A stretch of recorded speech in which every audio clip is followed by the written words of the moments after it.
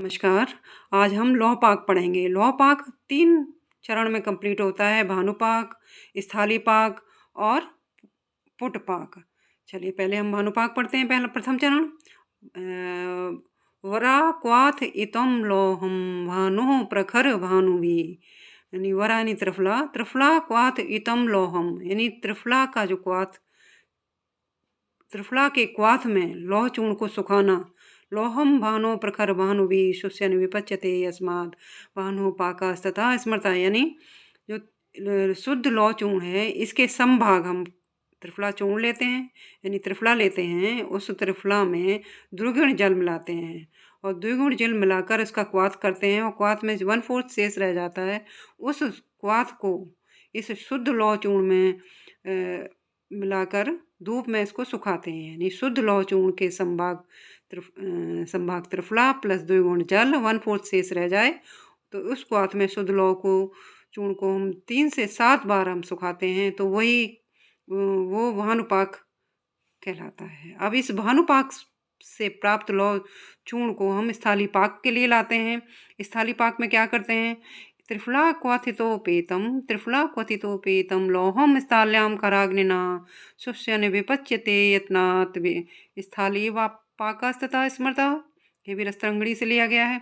अब भानुपाक से प्राप्त लौह चूर्ण को स्थाली पाक में त्रिफला क्वाथ को तीव्र अग्नि पर पकाकर हम सुखाते हैं। अब यहाँ ये ध्यान रखने की बात है कि जो भानुपाक में हमने लौह चूर्ण के संभाग हमने त्रिफला लिया था, जबकि इसमें लौह चूर्ण से 3 गुना हमें त्रिफला लेना है। और ये देखिए, लौह चूर्ण से 3 गुना हमने त्रिफला लिया और 16 गुना जल मिलाया और फिर क्वाथ बनाया। उस क्वाथ का 1/8 शेष जब रह जाता है तब इस क्वाथ में भानु प्राप्त से लौह चूर्ण को तीव्र अग्नि पर इसको पकाते हैं, पकाकर सुखा लेते हैं। अब ये स्थाली पाक वो संपन्न हुआ।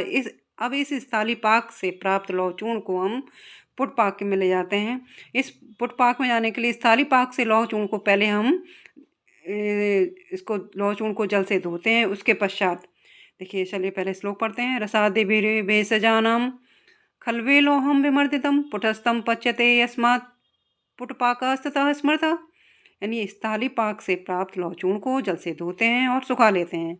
अब इस चूर्ण को खरल में डालकर अपेक्षित 2 सहर औषधियों के स्वरस या क्वाथ से खूब अच्छी तरह घोंट कर चक्रिका बनाते हैं, सुखाते हैं। फिर उसके बाद शराब संपुट में बंद कर गजपुट की अग्नि देकर पुट पाक करते हैं और भस्म बनाते हैं। और ये क्रिया हम जब तक करते हैं जब तक भस्म वारितर या रेखा पूर्णत्व गुण उसमें नहीं आ जाता है। भिन्न भिन्न औषधियों के स्वरस एवं क्वाथ की भावना देते हुए हमको पुटपाक करते रहते हैं। यहाँ अपेक्षित 2 सर औषधियों से तात्पर्य यह है, जैसे बात व्याधि है, पित्त व्याधि है, कफ व्याधि है, उनके अनुसार हम 2 वानस्पतिक औषधियाँ लेते हैं और उनके स्वरस या क्वाथ का से हम मर्दन करके भावना देकर हम चक्रिका बनाते हैं और सुखाते हैं। शराब संपुट में बंद कर गजपुट की अग्नि देते हैं।